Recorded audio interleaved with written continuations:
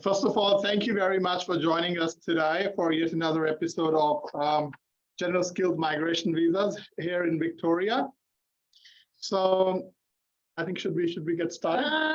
I think we'll take another 1 minute because he's just adding everyone so that one who are waiting for us should not miss what we are talking about. Meanwhile, we'll quickly introduce ourselves. We are from Asia Pacific Group, Melbourne CBD branch. My name is Geetanjali. I'm one of the qualified education consultants in our CBD office. I got Mr. Kunal Uberoy, one of our favorite migration agents. Oh, thanks, Geetanjali. And he'll be talking everything about GSM in Victoria today. Thank you. Hi guys, my name is Kunal Uberoy. I'm one of the registered migration agents at Asia Pacific Group with the MARN number 2217721. Like the way I said, welcome to the journey of GSM visas, which are very popular these days. And in fact, every of our client wants to know about their PR pathways, as they call it. But before we proceed any further, I would like to make a quick disclaimer that the content of this webinar is for information purposes only. We do not advise you to act on the basis of the material contained in this presentation without obtaining proper legal advice. So no one should fit all. Please come and speak to us for your own individual circumstances, and we would be more than happy to help you out. And I'll just add on here that because this is our second session on the same topic, so we will not be stretching a lot on everything because we want this session to answer your questions. The main purpose of this session is that we can answer all your queries. So please keep posting your queries in the chat box. And at the end of the session, Kunal will be able to answer all your questions and I'll be your person to ask him all the questions. Fantastic. So yeah, that's a great idea. Let's make it more of an interactive session, guys. Yes. So we'll try to wrap up most of the slides within the first half an hour. And the rest half an hour we'll save for your interactive questions, and we'll be able to answer as many of those as we can today within the half an hour that we have. Yes. Okay. So I'll start with my very first and silly question. We heard a lot about GSM visas, GSM invites, this and that. But if I just want to know in a layman's language, what GSM is? Geetanjali, GSM, as the name suggests, is a general skilled migration visa. There are three of a kind which are interesting to most of our clients out there. Starting off with independent, which is 189. You don't need any nomination from the state. You're saying, hey, I'm independently equipped enough to apply for this visa. So then you don't need any points from the state. So then you apply with a 189. Whereas if you think that you're not meeting enough points and you do require more points, you say, hey, state, Victoria, can you please nominate me? In that case, skilled nominated visas come into picture. We've got 190, which is a direct PR. If you're sitting at quite high points, because the state would only offer you 5. But if you think that you are getting short of points and you need extra points, then we would suggest 491, which is a skilled work regional. In that case, the state is happy to assign you 15 points. Thus reducing. It means even if you're sitting at 50, 55, 60, you still get options. But again, you need a proper guidance that how things can work for you. And there comes the role of your migration agent who will assist you to create that pathway for you and how to follow that pathway. Perfect. So I'll start with the process of what's the process of applying a 190 or 491? Yeah, sure. So let's start off with 190 and 491, which are again the state nominated visas. What you do is you go onto the Skill Select website, you apply your expression of interest with the Victorian state government, right? Then you get assigned a unique ID, which is called the EOID number. We use that number in order to lodge a registration of interest. That is done in Live in Melbourne website. So once you've done that, you then wait for the state to look at your profile, see if it's lucrative for them or not, and then invite you accordingly. Once they have invited you, there will be known as a pre-invite or a pre-nomination. They would be like, hey, congratulations, this is invitation for nomination. You have 14 days to substantiate your claims. That's when you apply for your nomination. Once your nomination gets approved, that's when they advise you to lodge your visa 491 or 190, whatever you've been invited in with the Department of Home Affairs. It's a fairly straightforward process: EOI, ROI, nomination approval, and visa application. But I'll just add on here, because I think I was just mentioning me that people don't know where to claim points, and they sometimes claim wrong points, get the invoice, and then things go really wrong for them. So guys, please take a professional advice before you do anything, so that you don't create a big mess for yourself. Yeah, absolutely right. And we'll touch base a bit more about it in the next upcoming slides. Yeah, but for now, this is what you need. Let's talk about it. As I just mentioned that thing that people sometimes claim wrong points. So I'll appreciate, Kunal, if you can just give us I'll not say brief, but a bit of overview that what are the basic requirements if I want to apply for 190 or 491. Sure. Let's start off with the direct PR, which is a 190. Now, the requirement that you need to meet: living and working in Victoria. Yes. It could be anywhere. Some people think that they're living in a regional, they're only allowed to apply 491. That is not correct, guys. Yeah. That's a misconception. Even if you're living in regional, you can still apply for 190 as long as you meet the points, right? So living and working anywhere in Victoria, working in Victoria in a skill job or a skill level 1, 2, or 3 job, right? So you need to be working in a job which sits under the skill level 1, 2, or 3, right? And on top of that, of course, you need to have a positive skill assessment that goes above and beyond everything. So positive skill assessment in a skill level 1, 2, or 3 is a must as well. On top of that, Geetanjali, you need to have 6 each in your IELTS. So that's the minimum requirement. That's the minimum requirement. That's not going to fetch you any points on the GSM scale, yes, which we will get to in a minute, but that will just help you meet the eligibility requirement for applying for 190, right? The other thing, people are under an impression that they have no job. How can they now apply 190? That's, again, not the right thing. You can still apply in Victoria if you have no job, but again, that needs to compensate with you having very high points on your GSM radar. Okay, the higher the points, we can still probably negotiate, or we can still have no job and still get you an invite from the state. All right, now in total, 60 points is what you need of your own. The minimum. Minimum. I cannot guarantee you an invite from 60, I'll be honest, but you still need 60 points minimum plus 5 from the state under 190 to be eligible to lodge your 190. Yes. Hope that makes sense. And that's the dream of everyone, to get 190 or 189.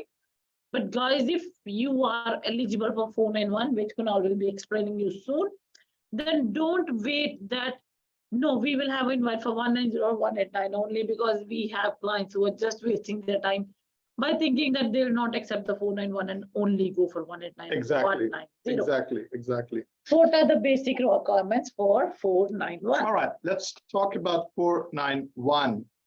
Living and working must in a regional area.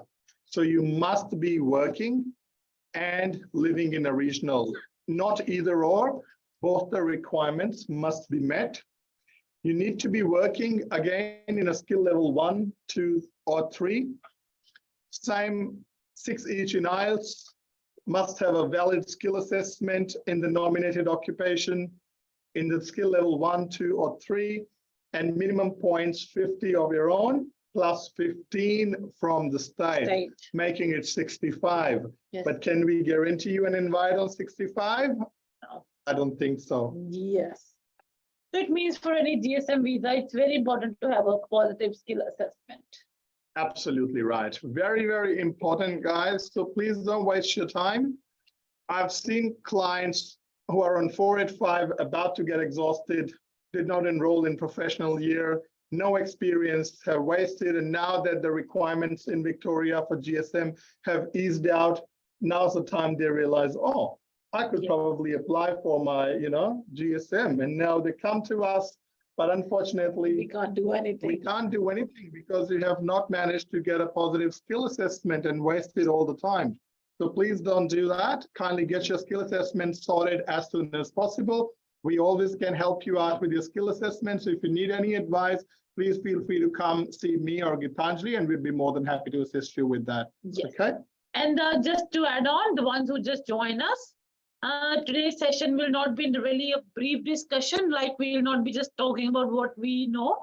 We will be more than happy to take all the questions, and the ones who are typing their questions, as soon as we'll just try to quickly wrap up what we prepared for you. Yeah. And then we'll be taking all the questions, and then we will be more than happy to assist you with all your questions.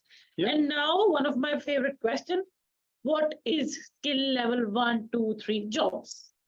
Sure. So the occupations are defined, all these occupations, skill level 1, 2, or 3, are defined by the NSCO code, right? So they are skill level 1, 2, or 3. Let's just leave it to that. If you want to find out what these skill levels are, you either come and see us and we'd be able to help you out. Yes. Or you can jump onto abs.gov.au, as the way I keep mentioning in all my webinars.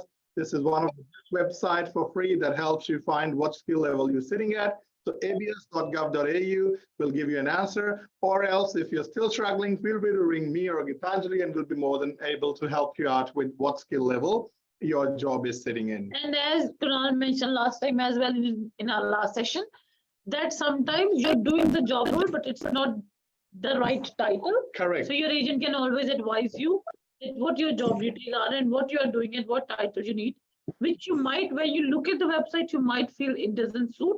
But again, your agent can advise you that might meet the requirement and can lead you towards your permanent residency pathway. Yes, perfect.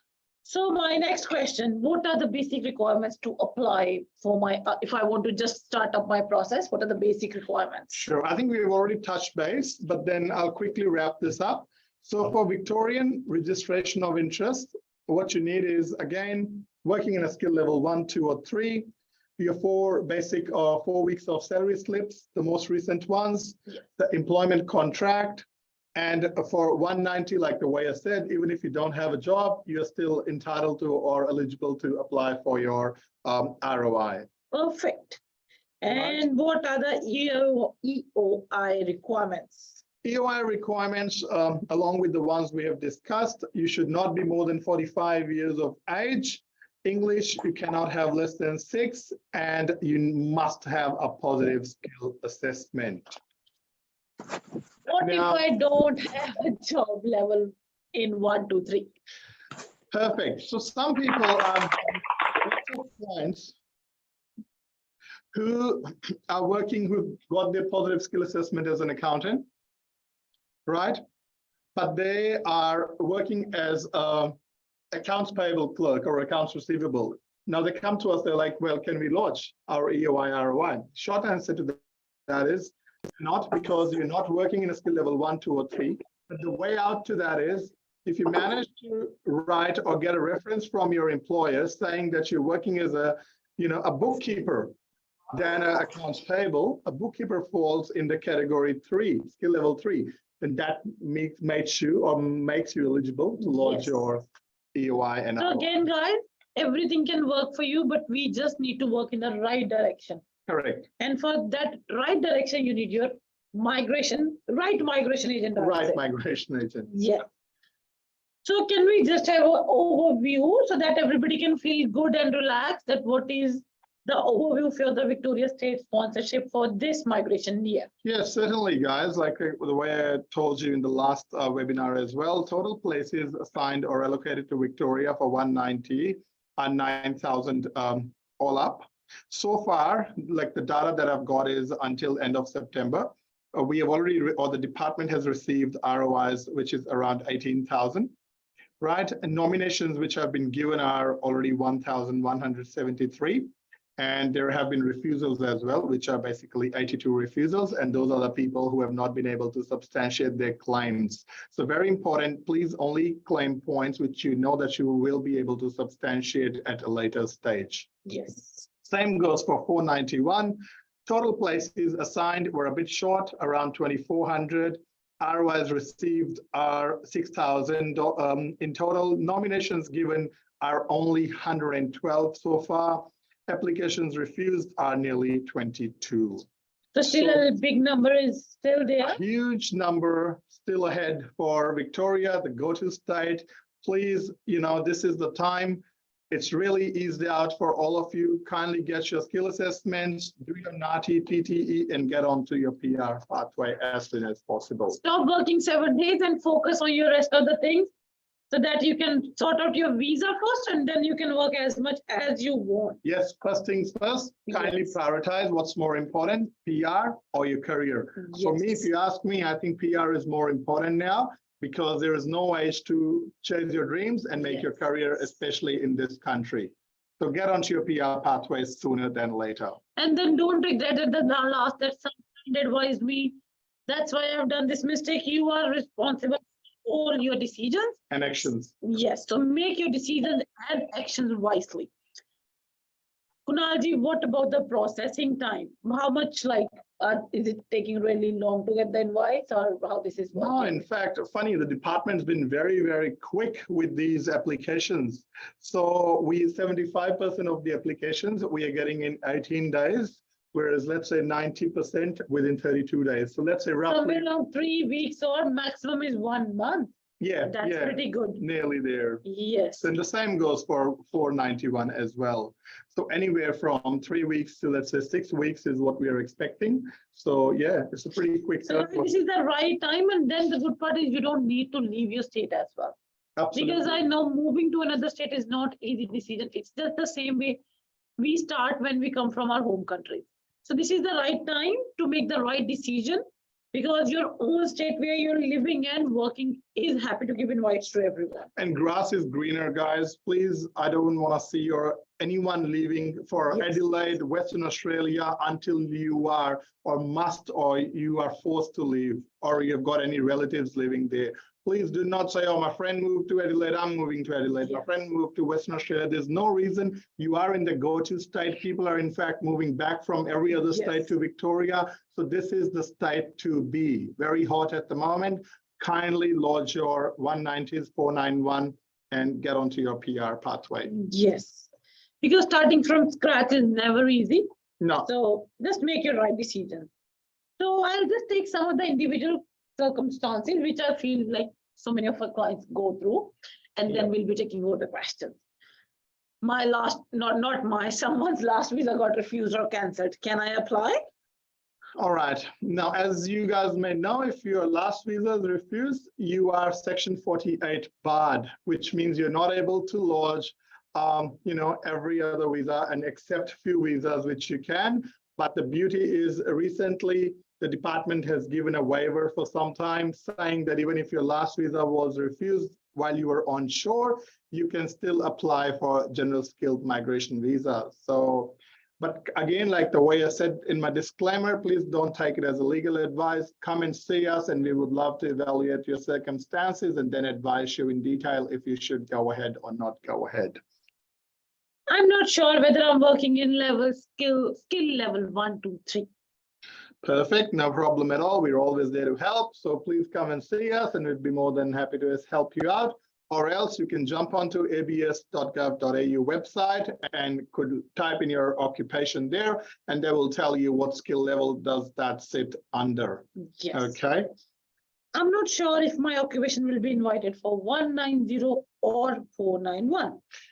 I guess it's nothing to do with the occupation, like the way I keep explaining, it's to do with your own individual profile.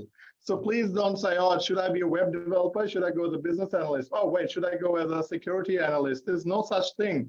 Just make sure you've got enough points. If you can add to your profile, if you could do your NATI, if you could get fantastic English, like, superior English, of course, your profile is going to be more lucrative to the department. If you are going to show that you are making a better salary, the better you can, which is going to assist in the COVID recovery phase of Victoria. And as you're paying more in taxes, of course, the department is going to like you and invite you on top of the other people who did not have that much salary. So there are lots of factors to consider, guys, not just which occupation. It's lots of other things that we need to look into as well to make sure if you will or if you will not get an invite. All right. Now I'll just ask you some of the crucial points which you think if any of our clients is trying to do his EOI himself or herself, what are some of the crucial points they should consider before making any mess? It's actually like the way I keep saying, please do not overclaim your points. Very important. Especially if you're not able to justify them. With a very, very heavy heart, I have seen lots of fantastic clients, great potential, would have been a good attribute to Victoria, but they unfortunately claimed wrong points and now they're not able to substantiate it. Yes. What do you think is going to happen? Their application or for nomination is going to be refused if they try to take it any further, and then they will be 6 months barred. They will not be able to lodge any other EOI for 6 months.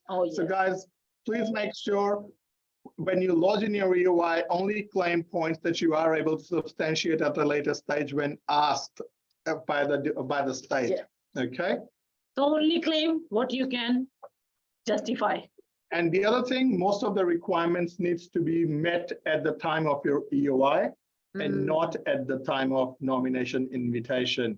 Or we haven't completed our study first, but we want to not miss the boat. Let's just put in 5 points for completion of Australian studies. But have you completed? Have you received the completion letter? No, I'll receive it by the time I get an invite. What and we do have such clients. I know. I am very confirmed that I'll get 80, so I can claim. No, you can't claim until you don't get it. Absolutely. Now, annual earnings. I don't know why is it so hard for most of our clients or people out there to read the instructions by the department, but the department has provided annual earnings page in which you can go and calculate your annual earnings. They make it very clear. If it's a casual job, you need to deduct 25% of your hourly rate. If it's a full-time role, you need to take off your superannuation. If it's a part-time role, that's fine, but you cannot include more than 38 hours. I've seen lots and lots of clients claiming over 40 hours, 50 hours, and then later on when asked to prove, they fail in proving, and as a result, they get a refusal. So guys, 38 hours only, and we are not including the loading that you get as a casual, and we are not including the superannuation at all. So please be mindful at the time of doing your ROI, but if you're still finding it hard, we are here for you. Please come and see us, and we'll be more than glad to assist you with this. Okay? Yes. So very important to make a right decision. Doesn't matter you take someone's advice or not, but please be very, very mindful when you put any information in your UI. Otherwise, as Kunal mentioned, you can get barred as well for some time. Absolutely. 6 months at least. Yes. All right. Okay. I think we have covered pretty much all of our I'll just quickly say that we have our office in Melbourne, CBD, Melbourne Reservoir. We will be soon in Williams Landing, west of our Melbourne. And then we have office in Sydney, Adelaide, Philippines, and in India. So if you are, even if we are not where you are, you can always email us. I'll be sharing my email address and Kunal's email address soon. And then if you or any family friend want a migration or education advice, please feel free to email us. We will be more than happy to assist you guys. Yeah. I'll quickly start taking the questions.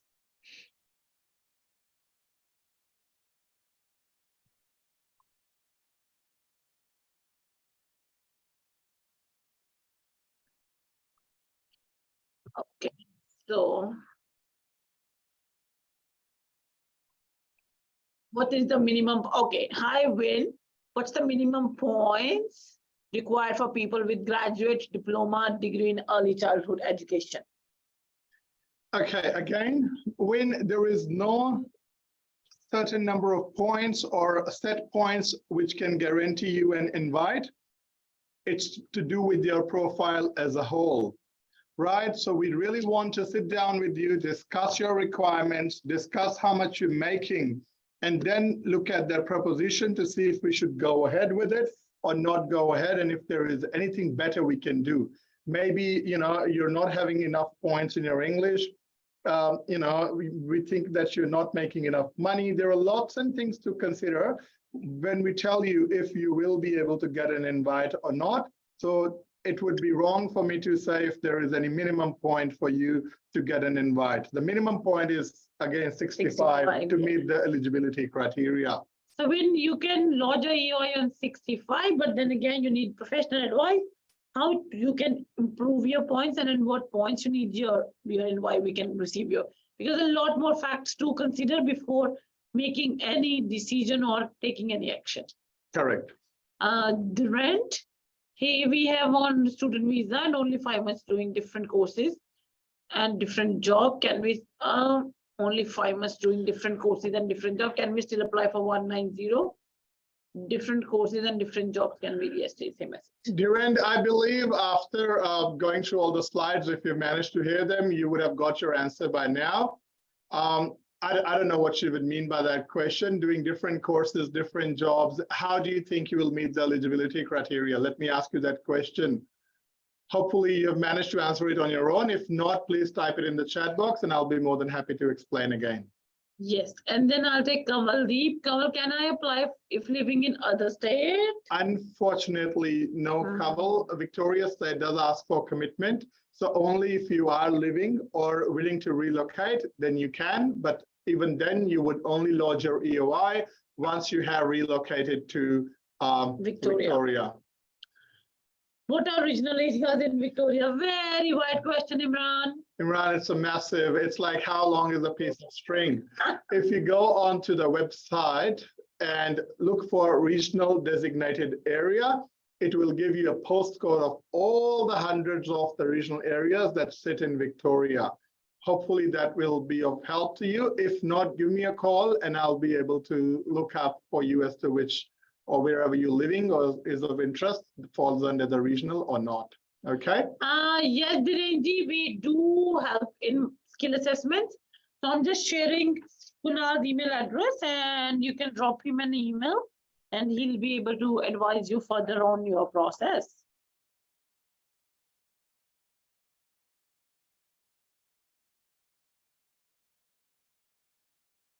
Perfect, that's one. It's gone? Yeah.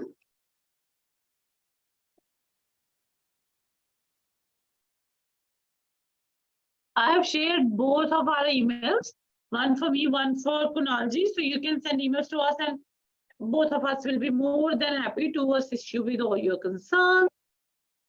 So that is it. Then I just. All right, let's jump on to the next question. In between Guys, again. yep. Yeah. We took her question. Arsenio. Currently, I'm working in Singapore and plan to apply such kind of visa. Is it possible? Senior, there is an option for the offshore visa, but I'm not sure if that answers your question because it's not a yes or no. It's again, like the way I said, we need to sit down, look at your profile, see what you can, deliver to the Victorian government if your proposition is going to be of any benefit to them, to see if you will be invited or not. So kindly feel free to give us a call and we'll be more than happy to discuss it with you in detail. And I'm more than happy to offer it as a complimentary consultation. Just mention that you attended my webinar, okay? I'm currently working in the Philippines as a teacher, which is better visa to apply. We do have our office in Manila, Metro Manila, Philippines, TAGUIG city, Taguig city. So you can visit our Philippine office and our wonderful team will be more than happy to assist you with all your concerns and queries. So please feel free to call them or visit them and they will be able to assist you with your concern in regards to your visa for Australia. That's us. Richard, I just finished my certificate 3 in commercial cookery. Just have a positive skill assessment. And I'm wondering if I'm qualified to apply for 190 and I'm currently working as a chef in regional Victoria. Thanks. Ricardo, thank you. That's great. Good question. If you have already got an assessment as a chef, right? Then I guess doesn't really matter where you're working, you will still be eligible. But again, lots of factors to consider.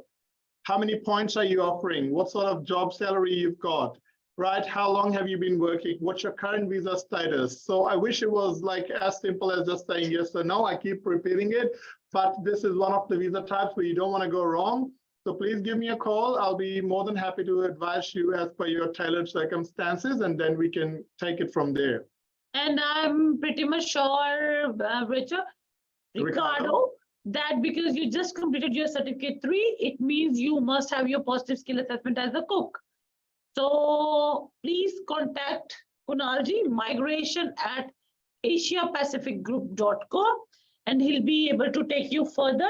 And in case, if you need to become a qualification to become a chef, then I'll be your right person to contact. I can assist you with your admission process, that how we can make you a chef with qualification. And then we'll take the next question. Mahendra, is 95 points enough to get invitation for IT professionals? Certainly is. 95 is a pretty good, points on the GSM. But again, Mahendran, are you having a job at the moment? What's your nominated occupation? What's your skill assessment in? And things like that, Mahendran. So yes, 95 is a good point if you ask me that, but then do give me a call and I would want to know further as well to advise you if you should go ahead with your EOI or not yet. Okay. I'm currently, Vin is asking a question again.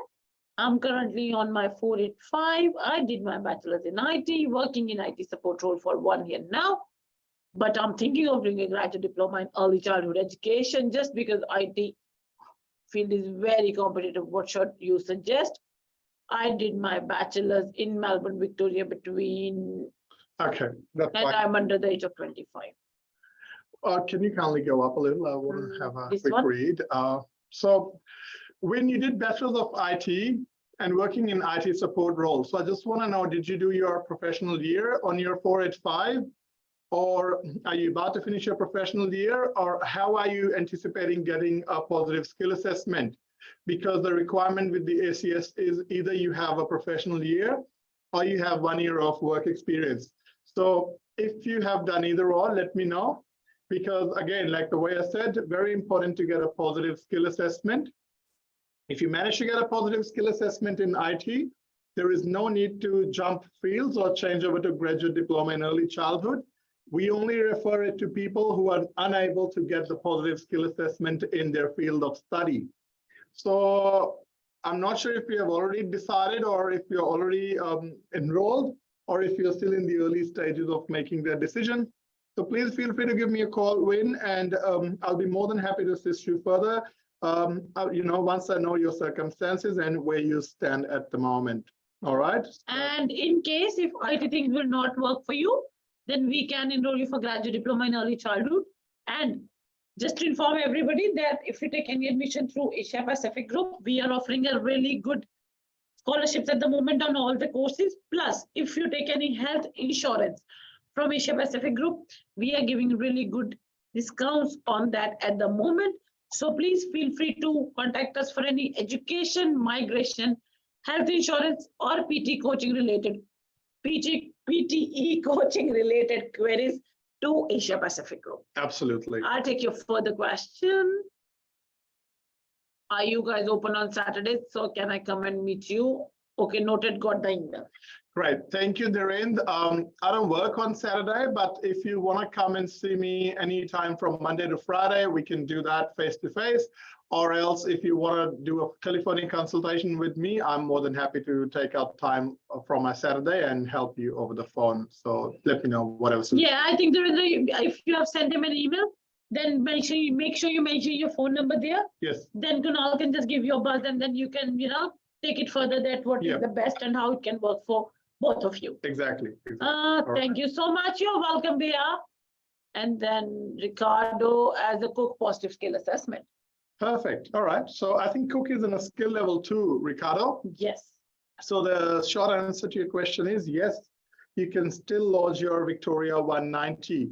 but I would expect you to be sitting somewhere around 85 to 90 points and making an annual salary of around 65 to 70,000 for you to be considered as a, an important or a potential client for the state. So yeah, just make sure you have these attributes and then you'd be good to go ahead with your Victoria 190. Do drop an email to Kunal with all your information so that he can assess you and then advise you accordingly. Yes, yep. Nusrat here, I just missed the main presentation as I started 1 hour earlier. Do you have any plans to deliver that? Yes, all of this is there on our Facebook page. Go to Facebook, search for Asia Pacific Group Education and Migration Consultant. You will find these beautiful faces on our Facebook and our recording there. Thank you. I did bachelor's in mechanical. Mahindra, please send in mechanical engineering and completed my master's in information technology. Not working in my relevant field. As you mentioned, the job is not mandatory. Can I get my invitation if I have 90 points for IT? Mahindra, all right, so you've got a skill assessment as a what? I want to know, what did he mention? What his skills assessment is under? No. All right, Mahindra, can our IT team, can we please unmute Mahindra? I would want to have a quick chat to Mahindra if that's okay. Yeah, let's just unmute Mahindra. I'm just trying to find if he's there. No, from him I can see only. Is it automatically yes? Yeah, actually, I have access for my mic to mute and unmute. All right, fantastic. So I'm speaking to Mahindra. Yes, that's right. All right, fantastic. So what's your skill assessment in? What occupation? So actually, I'm doing my professional year for in IT. So I'm planning to get my skill assessment in IT. Okay, fantastic. So when you say IT, would that be business analyst, I believe, or?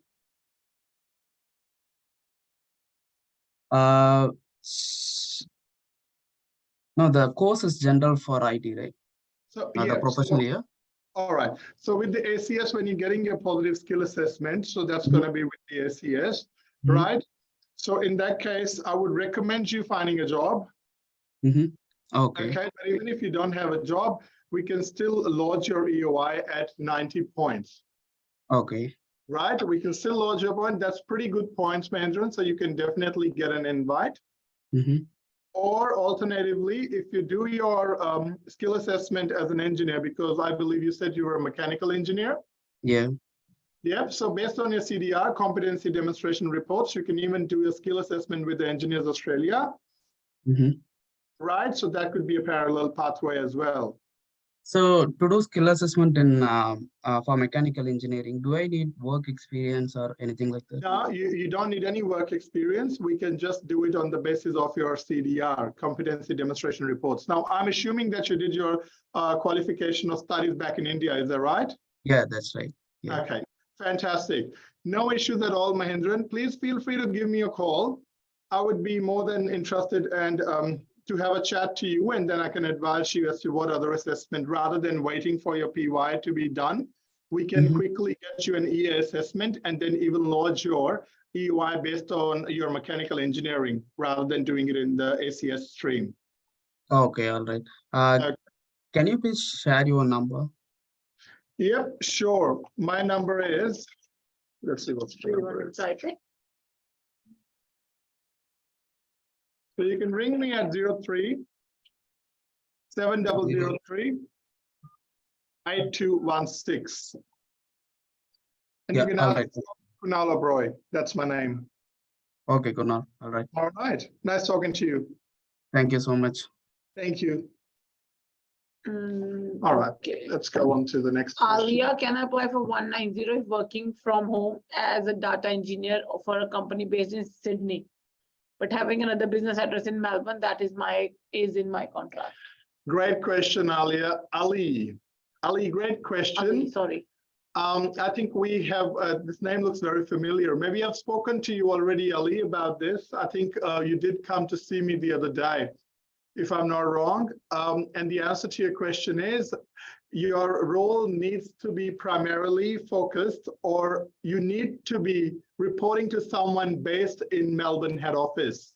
So if you could get us a letter stating that you're working for a business that has got their headquarters or their other office in Melbourne, because we need to meet the eligibility criteria of living and working in Victoria. So yeah, as long as you manage to get me that letter, we are happy to go ahead with an EOI. But if you continue to show that your headquarters or you're reporting to someone based in Sydney, then it might be a bit problematic. All right, but again, please feel free to give me a call and I'm more than happy to discuss how we managed to get you a letter from your employer here in Melbourne, if you have an office, especially like the way you told me the other day as well. Win-Win, I have shared the email address for him and we have shared the number as well. So you can just drop him an email with your contact details so he can be in touch with you. Perfect. I'm currently working in India as a quality analysis for 3 years in India and looking for analysis jobs in Victoria. What all assessments I need to take up for applying in a visa? She's offshore, I think. Roshni, you're offshore, my dear. So it's a tough call, Roshni, because you need a positive skill assessment, first of all. So when you do your skill assessment with ACS using your offshore qualification, they have got a tendency to disregard your initial 2 years, or probably sometimes even 3 years. So it's very interesting to see if they will manage to give you the assessment of a quality analyst. If they do, then you are more than welcome to apply for a Victoria 190 as an offshore candidate.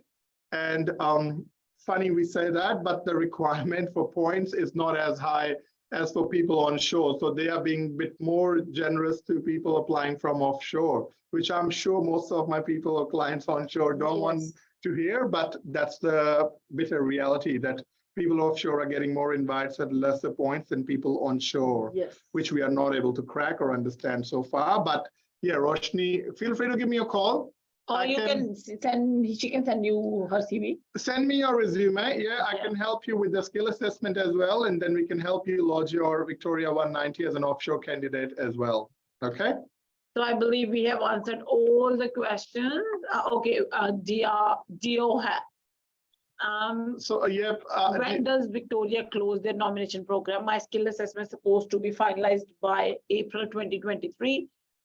Do I have enough time to apply for 190 for this financial year? I thought you answered your own question, Dio, because that's exactly the date when the Victoria nomination is about to be wrapped up. So around March, April next year. So unfortunately, look, we never know. Let's play it by the ear. Maybe let's hope for the best. But yeah, we'll have to wait and watch. If the seats are occupied or filled in any earlier, I guess then if they would do it by that time. But if they still haven't got quality candidates, then they might drag it for another couple of months. But do stay tuned to our webinars. We are doing it now on regular basis, and we'll keep posting what's happening with the migration year. And we'll keep posting what can be the best. If not this, then what's the next for you? So just stay tuned to our Facebook page. We keep posting there all our webinar links and stuff, and you will get the update from there. Yep, that's right. So I think we answered all the questions. So thank you so much, everyone, for joining. And hope we answered all the questions. Let's see, before we go, Geetanjali, if they've got any other questions that they want to ask. Yes, anybody got any questions? Any more questions? I'm happy for you to unmute yourself and ask me any question, but let's just do one by one if you've got anything.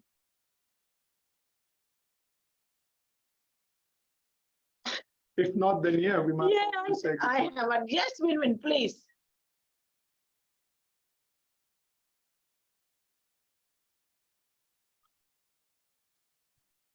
So AITSL, you're talking about, I guess, graduate. Yes, yep.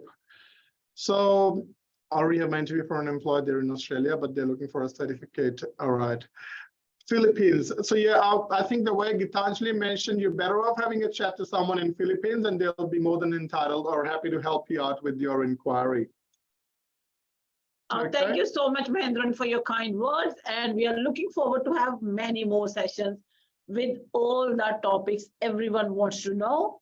So stay tuned to our Facebook page, or our Instagram page, and you'll get regular updates, what we are doing, when we are doing, where we are doing. Just to add on, we are coming, if anyone is in the West, and we are coming to a Diwali Mela, that's an Indian festival, getting celebrated on 12th of November at Werribee Park. You will be able to find me and Kunal there. So if you are around, don't forget to say us hello. We will be more than happy to assist you and take your questions there also. Yes. So please feel free to come if you are available on Saturday, 12th of November. The event will be starting at 11 o'clock. Werribee President Park. We are looking forward to see you all around us. Thank you. Perfect. Thank you for joining us, guys. Thank you so much. Bye-bye. Take care. Bye Take for care. now. Bye. Bye. Bye for now.